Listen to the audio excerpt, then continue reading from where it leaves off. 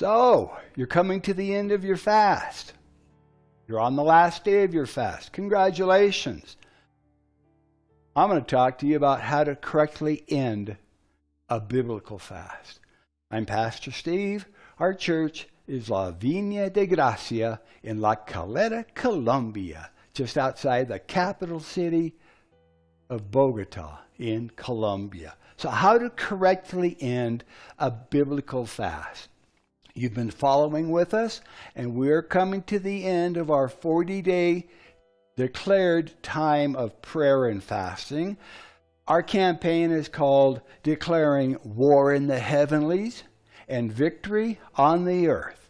And we are ending our biblical fast in the next few days. So you've been following with us. Let me give you some practical tips that I have learned over the years. It doesn't matter if you did a 3-day fast or a 7-day fast or a 14 or a 21-day fast, or even if you did a 40-day fast. Now is the time to end the fast and to rejoice and to celebrate. Now that you've done this, start watching the blessings and rewards and answers to your prayers to start overtaking you and those that you have been praying and fasting for. Fasting is a marathon, not a sprint.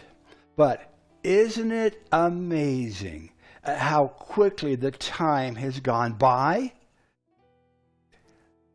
So if you've been on a full fast, let's talk about how to physically end a fast.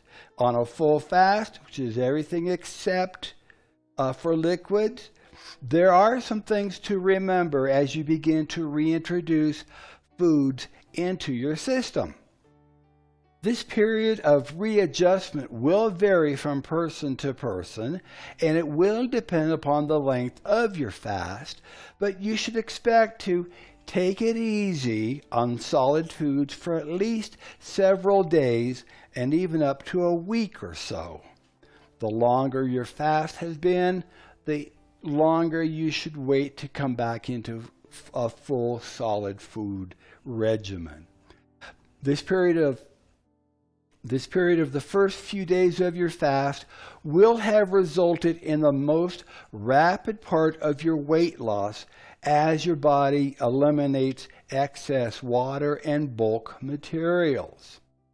You have probably lost between 1/4 to 3/4 of a pound per day while on your fast. So a 14-day fast normally results in weight loss between 10 and 14 pounds, and a 21-day fast may have resulted in a weight loss of 15 to 20 pounds.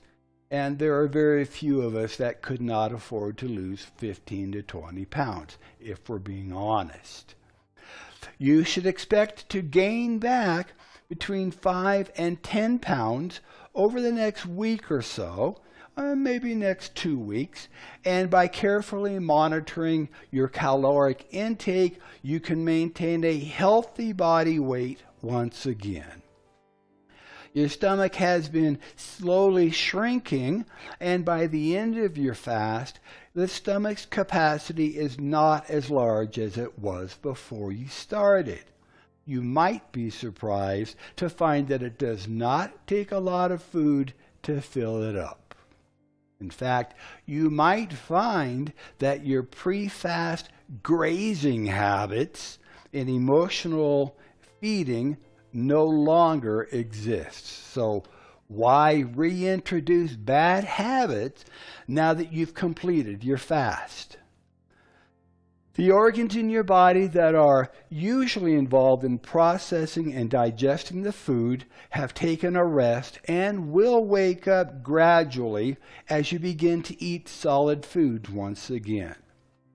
So when you break your fast, be careful with how much you eat, what you eat, and how you eat it. Give your stomach and organs time to return to normal size and to wake up fully. Now, when breaking a fast, now is the time to really change your pre-fast normal types of food, and you should consider eating healthier. I will usually start off with fruits and juices, preferably fresh squeezed. And just remember that for the first 24 to 48 hours, you might experience a bit of diarrhea, and the juices will pass through your system quickly at first. Be prepared and plan ahead. This is another excellent reason not to splurge and start eating solid foods right away. Try drinking the juices and eating the fruits and vegetables every 3 to 4 hours, which allows your system to readjust more easily. Yogurt can be introduced fairly early on after breaking your fast. Fresh soups are also very easy on the body, and after a few days, you might want to include some starches such as bread, potatoes, or rice, but it is best not to add too much sugar at this point. Eat slowly. Chew your food thoroughly. Chew your food well so that it is introduced to your stomach in a liquid form. As you feel full, stop eating. And as tempting as it might be, do not break your fast with highly processed foods such as McDonald's French fries or hamburgers. Now, if you had been fasting for a longer period of time, the food will not taste the same as you remembered. And after all the hard work and efforts, why toss it aside with junk food? So, how can you win your fast spiritually? Well, even though you can rest physically, now is not the time to rest spiritually. Let me say that again. This is an important point. Even though you can rest physically, now is not the time to rest spiritually. Now, here's what I mean by that.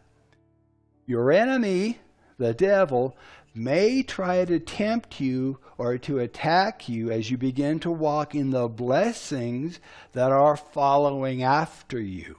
Not only are they following after you, they are overtaking you. James chapter 4, 7 and 8 instructs us to submit yourselves therefore to God. Resist the devil and he will flee from you. Draw nigh to God and God will draw nigh to you. Even Jesus, after his 40 days of fasting and prayer time in the wilderness, he was tempted by Satan. And you can read that in Matthew chapter 4, Mark chapter 1, and Luke chapter 10. In other words, you should expect to be tested in your faith and resolve. 1 Peter chapter 5, verses 8 and 9 tells us that Satan is like a roaring lion, seeking whom he may devour.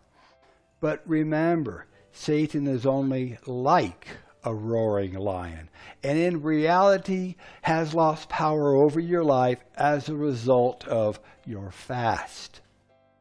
Throughout your fast, you have been consecrating your life and focusing on the things of Jesus. And your spiritual ears have become more alert and sensitive to hearing and responding to the voice of the Holy Spirit. Now you are alerted to even the smallest of sins and disobedience in your life that will grieve the Lord and that will try to keep you away from his presence. Satan will try to convince you that Now you're spiritually mature. You have arrived. That it would be okay for you to go back to those areas of disobedience and sin. It would be a very subtle attack and will not even seem like it's happening. But be alert. Be disciplined and be intentional in your pursuit of the Lord.